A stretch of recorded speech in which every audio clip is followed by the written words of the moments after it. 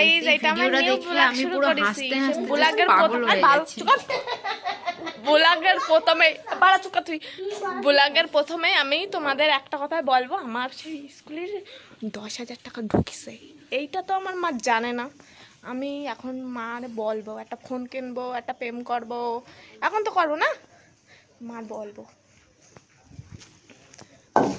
খান কি ও মা